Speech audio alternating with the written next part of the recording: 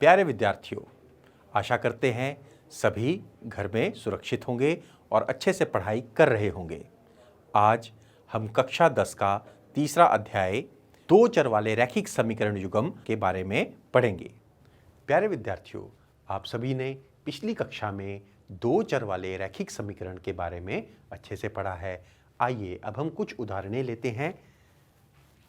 2x minus 3y बराबर 5, x minus 3y minus 5 बराबर 0। ये सभी दो चर वाले रैखिक समीकरण की उदाहरणें हैं।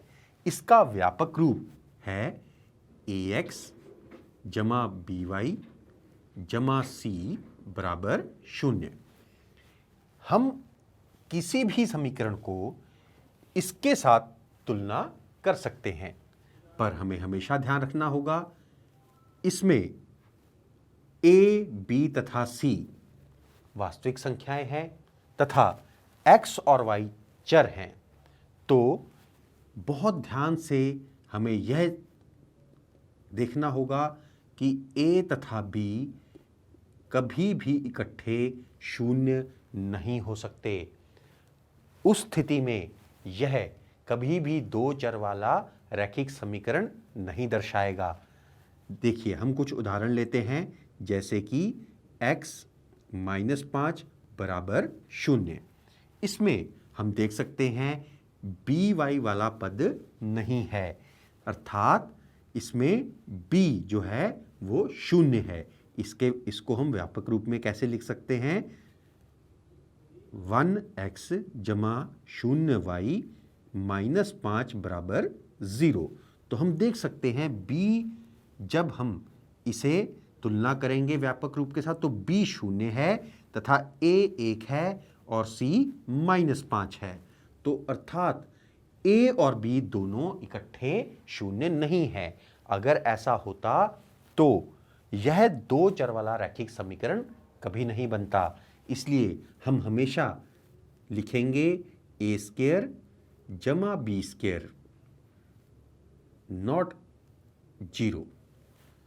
तो इसका ये मतलब है a स्क्वायर और b स्क्वायर 0 के बराबर नहीं है, मतलब a और b दोनों इकट्ठे शून्य नहीं है। प्यारे विद्यार्थियों, हमने पिछली कक्षाओं में पढ़ा है कि दो चर वाले रैखिक समीकरण का हल उसको निरूपित करने वाली रेखा के ऊपर बिंदु के द्वारा दर्शाया जाता है। प्यारे विद्यार्थियों, हमने पिछली कक्षाओं में पढ़ा था दो चर वाले रैखिक समीकरणों का ग्राफीय रूप। आइए एक उदाहरण के द्वारा इसको दोबारा दोहराते हैं। उदाहरण लेते हैं x plus y equal to 1। जब हम x को 0 डालते हैं तो y की हल आता है 1, और जब हम y को 0 डालते हैं तो x आता है 1। मतलब इस समीकरण के हमें दो हल मिल गए, एक 0,1 और दूसरा 1,0। जब हम इन दोनों को एक ग्राफ पे बिंदु के द्वारा प्रदर्शित करेंगे और उन दोनों बिंदुओं से एक रेखा लगाएंगे तो यह एक सीधी रेखा दर्शाएगी। प्यारे विद्यार्थियों, अब हम दो चर वाले रैखिक समीकरण युग्म का व्यापक रूप समझते हैं। a1x plus b1y plus c1 equal to 0 और a2x plus b2y plus c2 equal to 0। ये दो चर वाले रैखिक समीकरण हैं। अब इनमें जो a1, b1, c1, a2, b2 और c2 हैं, यह वास्तविक संख्याएं हैं, जिसमें a1 square plus b1 square 0 नहीं हो सकता, यानी शून्य नहीं हो सकता, और a2 square plus b2 square भी शून्य नहीं हो सकता। इसका कारण यह है कि a1 और b1 दोनों 0 नहीं हो सकते, या फिर a2 और b2 भी दोनों 0 नहीं हो सकते। प्यारे विद्यार्थियों, आपने पिछली कक्षाओं में पढ़ा है कि दो चरों में एक रैखिक समीकरण का ज्यामितीय निरूपण एक सरल रेखा होता है। क्या अब आप बता सकते हैं कि दो चरों में रैखिक समीकरण युग्म ज्यामितीय रूप में कैसा दिखेगा?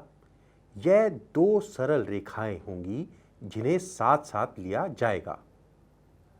आपने कक्षा 9 में यह भी पढ़ा है कि एक तल में यदि दो रेखाएं दी हों तो निम्न में से केवल एक ही संभावना हो सकती है। पहली, दोनों रेखाएं एक बिंदु पर प्रतिच्छेद करती हैं। दूसरी, दोनों रेखाएं प्रतिच्छेद नहीं करती हैं, अर्थात वह समांतर हैं। तीसरी, दोनों रेखाएं समपाती हैं। आइए बच्चों, अब हम रैखिक समीकरण युग्म का ग्राफीय विधि से हल सीखेंगे। अब हम दो चरों में एक रैखिक समीकरण युग्म द्वारा निरूपित रेखाओं के व्यवहार को तथा हल के अस्तित्व होने को निम्न प्रकार से एक सारांश के रूप में व्यक्त कर सकते हैं। पहला, रेखाएं एक बिंदु पर प्रतिच्छेद कर सकती हैं। इस स्थिति में समीकरण युग्म का अद्वितीय हल होता है, अविरोध समीकरण युग्म। दूसरा, रेखाएं समांतर हो सकती हैं। इस स्थिति में समीकरणों का कोई हल नहीं होता है, असंगत समीकरण युग्म। तीसरा, रेखाएं समपाती हो सकती हैं। इस स्थिति में समीकरणों के अपरिमित रूप से अनेक हल होते हैं, आश्रित संगत समीकरण युग्म। आइए बच्चों, अब हम कुछ उदाहरणों के द्वारा इस विधि को समझते हैं। उदाहरण नंबर 1, ग्राफ द्वारा जांच कीजिए कि समीकरण युग्म x + 3y = 6 और 2x - 3y = 12 संगत है। यदि ऐसा है तो उन्हें ग्राफ द्वारा हल कीजिए। आइए समीकरण 1, जो कि हमारे पास है x + 3y = 6, और समीकरण 2, जो है 2x - 3y = 12 के ग्राफ खींचे। इसके लिए हम प्रत्येक समीकरण के दो हल ज्ञात करते हैं। पहले समीकरण के हल हैं x 0 और y 2। दूसरा हल x 6 और y 0। दूसरे समीकरण के हल x 0 और y -4। और दूसरा हल x 3 और y -2। अब एक ग्राफ पेपर पर इन बिंदुओं को आलेखित कीजिए और बिंदुओं को मिलाकर रेखा AB और PQ आकृति के अनुसार बनाइए। हम देखते हैं कि रेखाओं AB और PQ में एक अभिनिष्ट बिंदु 6,0 है। इसलिए रैखिक समीकरण युग्म का एक हल x = 6 एंड y = 0 है, अर्थात समीकरण युग्म संगत है। प्यारे विद्यार्थियों, हमने जाना कि a1x + b1y + c1 = 0 और a2x + b2y + c2 = 0 दो चर वाली रैखिक समीकरण युग्म को दर्शाती हैं।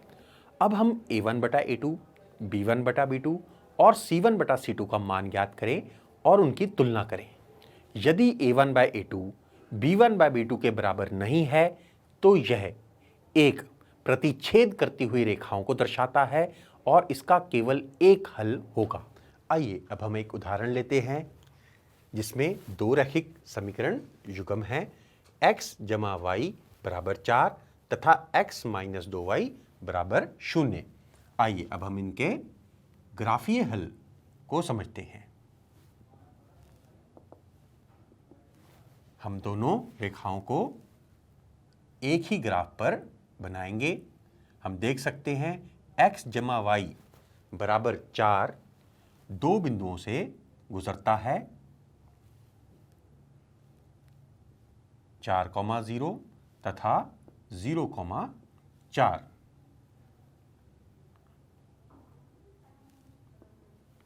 दूसरा समीकरण है x - 2y = 0, जो कि 0,0 से गुजरेगा तथा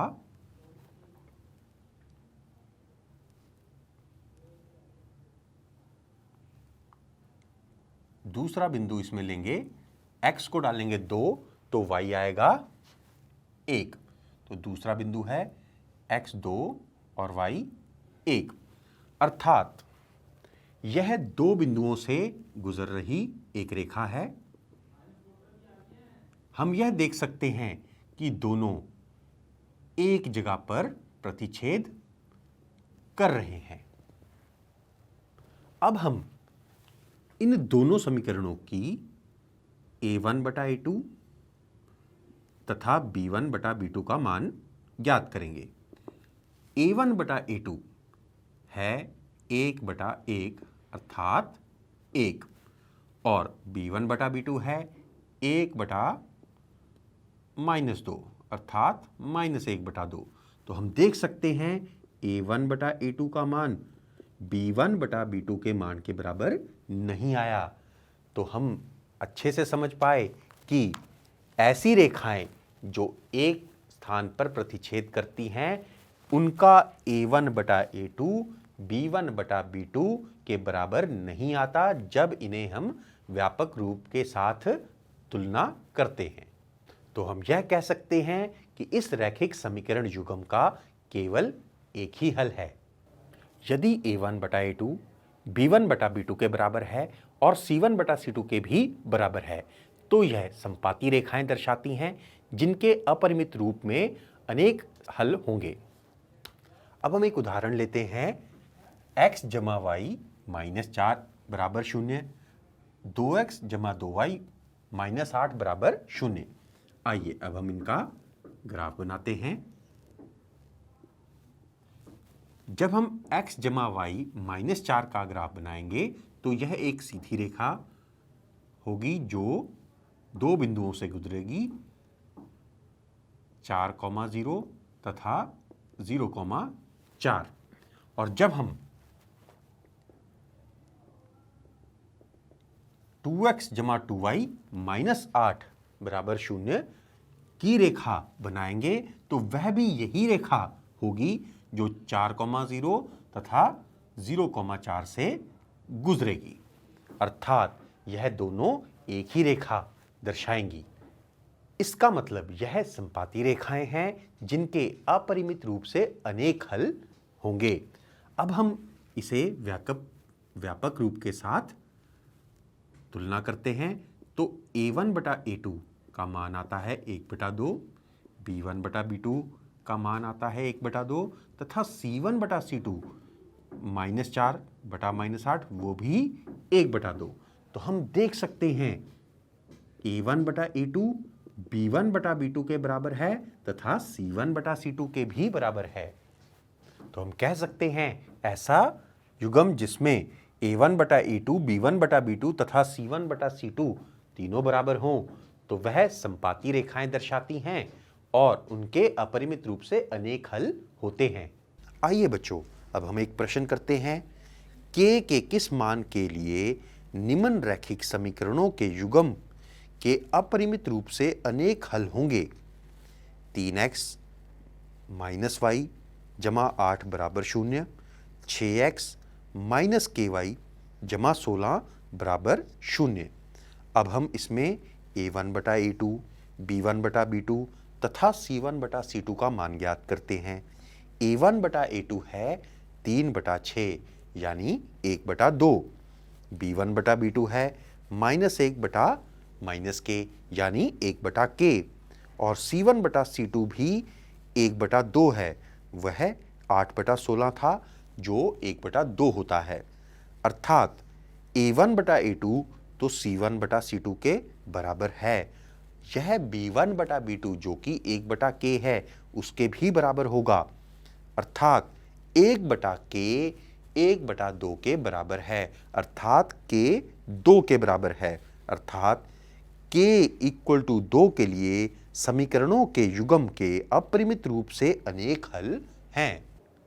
यदि a1 बटा a2 b1 बटा b2 के बराबर है पर c1 बटा c2 के बराबर नहीं है तो यह समांतर रेखाएं दर्शाती हैं जिनका कोई हल नहीं है।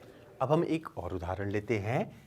x जमा y माइनस 1 बराबर 0 तथा 2x प्लस 2y माइनस 6 बराबर 0। अब हम इनके ग्राफ बनाएंगे।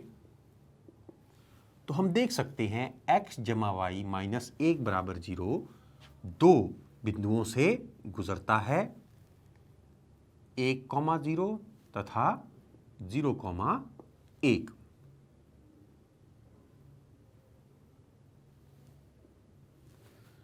अब हम 2x plus 2y minus 6 equal to 0 का ग्राफ बनाते हैं, जो कि फिर से एक सीधी रेखा है जो दो बिंदुओं से गुजरती है। x 3,0 तथा 0,3 समांतर रेखाएं हैं जिनका कोई हल नहीं है।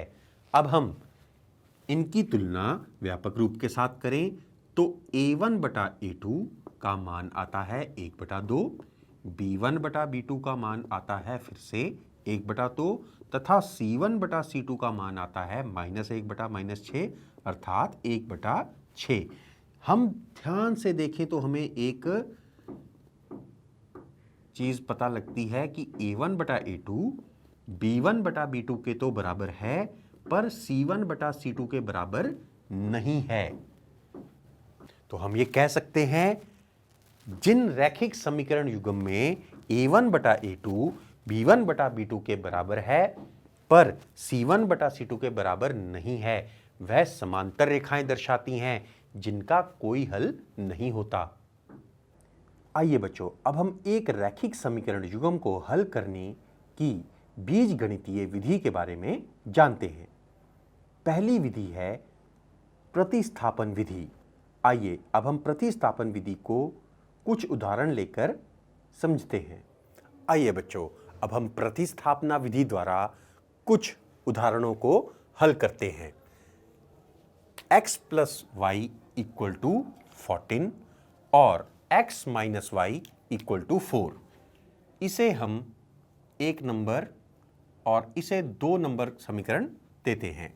चलिए अब हम इन्हें कुछ चरणों में हल करते हैं। चरण 1, हम किसी भी समीकरण को दोबारा लिखते हैं और उसमें से एक चर दूसरे चर के रूप में निकाल लेते हैं, यानी x की वैल्यू है 14 माइनस वाई। इसे हम समीकरण 3 का नाम देते हैं। अब हम इस मान को दूसरी नंबर वाले समीकरण में प्रतिस्थापित करेंगे, यानी x का मान है 14 माइनस वाई। इसे हम दूसरे नंबर वाले समीकरण में प्रतिस्थापित करने से हमें मिलता है 14 माइनस 2y इक्वल्स टू 4, यानी 2y इक्वल टू 14 माइनस 4, अर्थात 2y इक्वल टू 10। अगर हम दोनों तरफ 2 से विभाजित करते हैं तो y की वैल्यू आती है 5। अब हम इस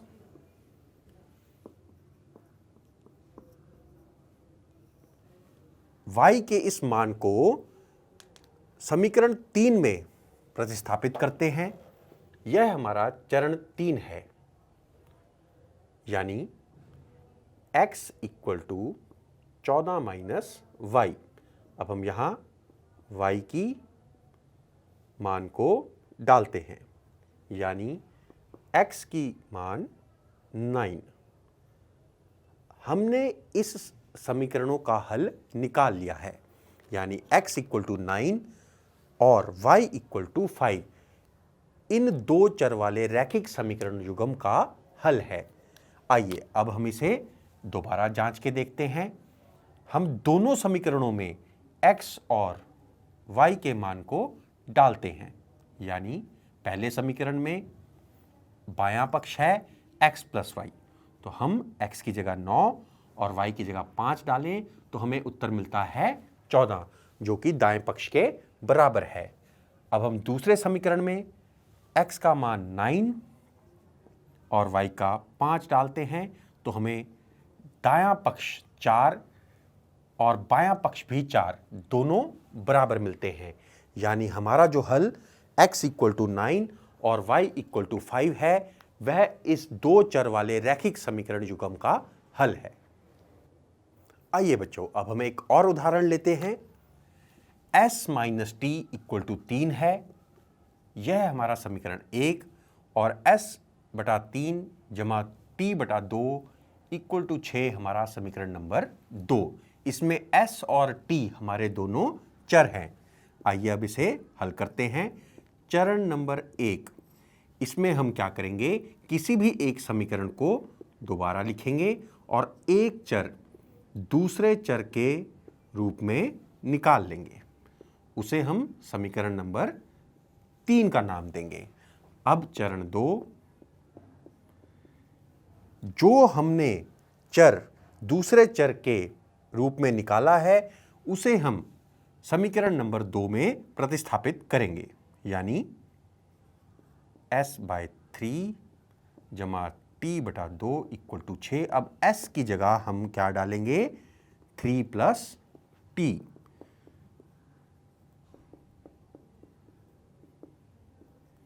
अब यहां पे हम 3 और 2 का लस निकालते हैं और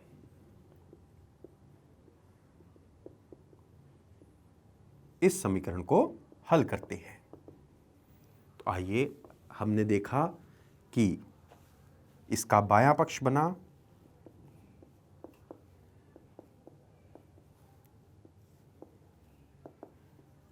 अब हम दोनों पक्षों को 6 से गुना करते हैं तो हमारे पास उत्तर आता है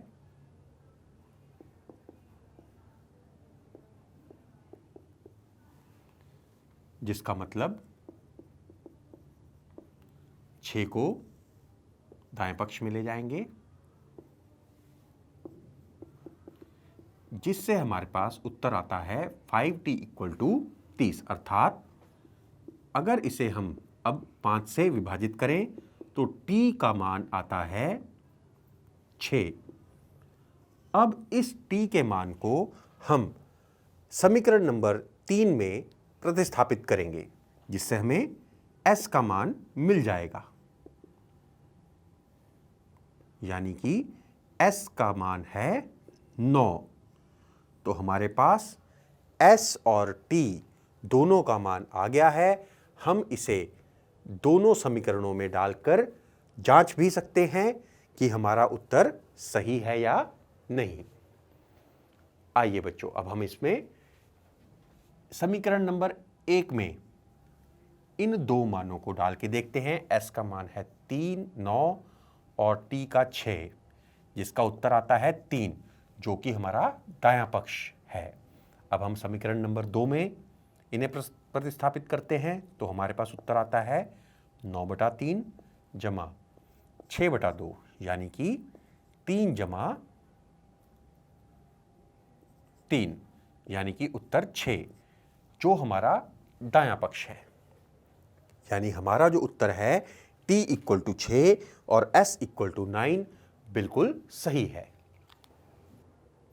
आइए बच्चों, अब हम एक बहुत ही दिलचस्प उदाहरण लेते हैं जिसमें दो समीकरण दिए गए हैं, समीकरण नंबर 1 और 2।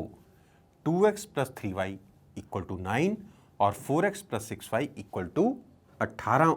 अब इसे भी हम चरणों में हल करेंगे। चरण 1, हम कोई भी एक समीकरण को दोबारा लिखते हैं और इसमें से एक चर दूसरे के रूप में निकाल लेते हैं। तो देखिए, हमने एक चर दूसरे चर के रूप में निकाल लिया है और उस समीकरण को हमने नाम दिया है समीकरण नंबर 3।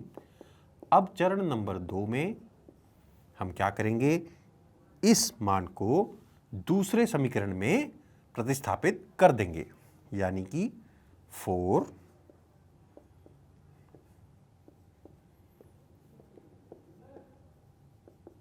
चलिए, अब हम क्या करते हैं, यहाँ पे इसे 2 से काट देते हैं तो हमारे पास उत्तर मिलता है अर्थात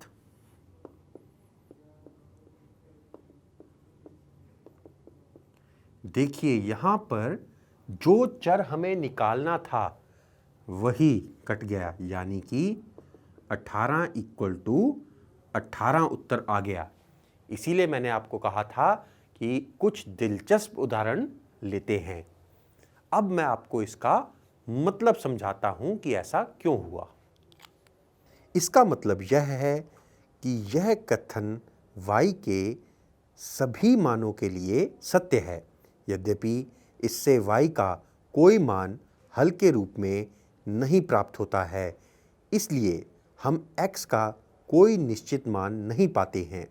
यह स्थिति इसलिए पैदा हुई है कि दोनों दिए गए समीकरण एक ही हैं, अतः समीकरणों 1 और 2 के अपरिमित रूप से अनेक हल हैं। आइए बच्चों, अब हम एक और विधि द्वारा दो चर वाले रैखिक समीकरण युग्म को हल करने की कोशिश करते हैं। इस विधि का नाम है विलोपन विधि। प्यारे विद्यार्थियों, आइए अब हम कुछ उदाहरण लेते हैं जिसे हम विलोपन विधि द्वारा हल करेंगे। हमारे पास प्रश्न है x + y = 5 और 2x - 3y = 4।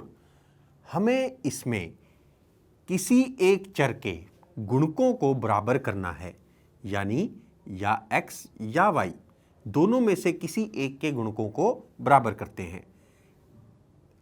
एक समीकरण के दोनों पक्षों को हम 2 से गुणा करते हैं तो हमें उत्तर मिलता है 2x + 2y = 10।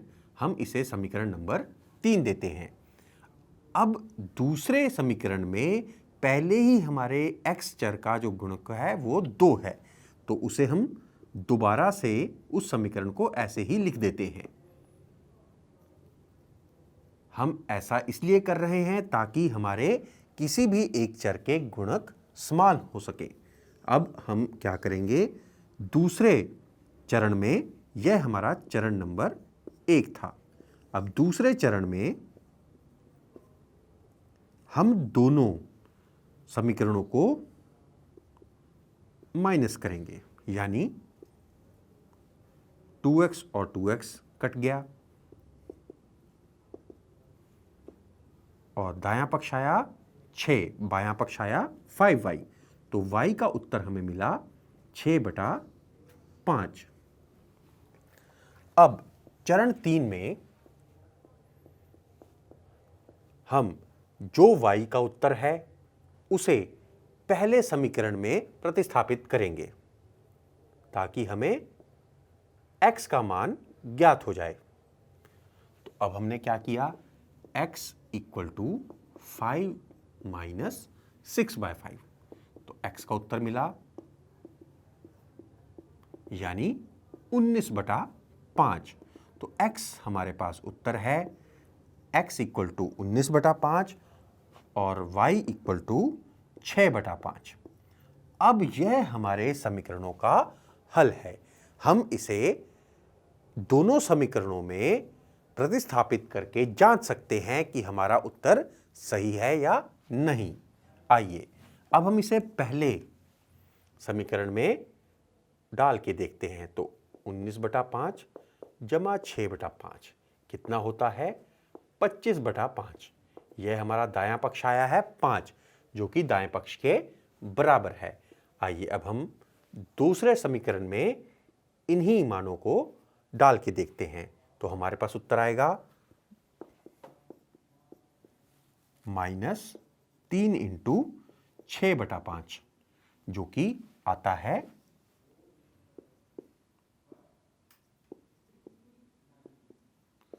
20/5, यानी कि 4।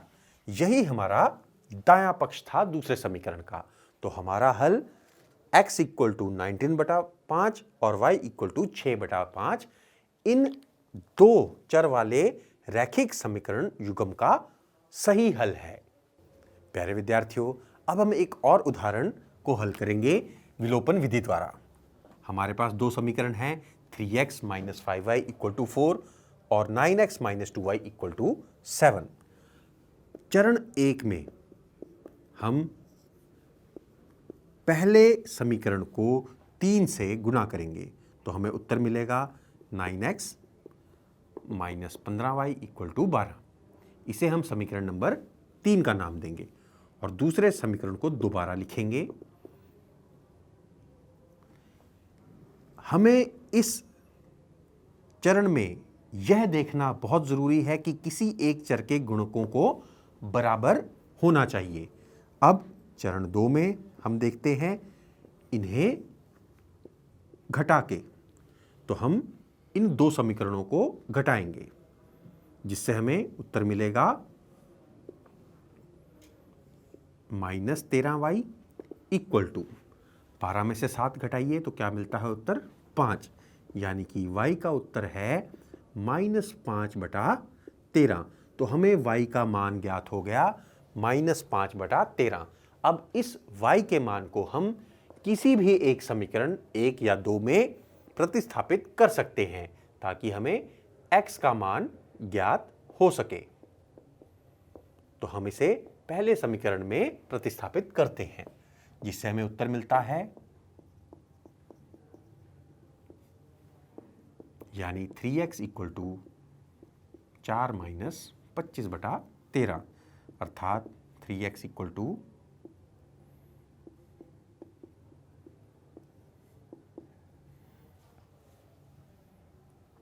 यानी 3x इक्वल टू